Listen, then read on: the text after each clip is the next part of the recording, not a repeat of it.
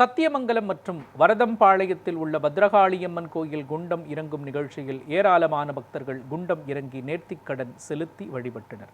ஈரோடு மாவட்டம் சத்தியமங்கலம் அருகே உள்ள பத்ரகாளியம்மன், மாரியம்மன் மற்றும் மாகாளியம்மன் கோயில்களில் கம்பம் மற்றும் குண்டம் திருவிழா கடந்த 7ஆம் தேதி பூச்சாட்டுதலுடன் தொடங்கியது.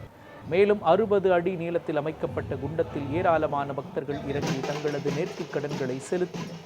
விழாவில் சுமார் 1000க்கும் மேற்பட்ட பக்தர்கள் கலந்து கொண்டு சாமி தரிசனம் செய்தனர். வருகிற 22ஆம் தேதி புஷ்ப ஊஞ்சல் அலங்காரம் மற்றும் ஆராட்டு விழாவுடன் திருவிழா நிறைவடைவது குறிப்பிடத்தக்கது.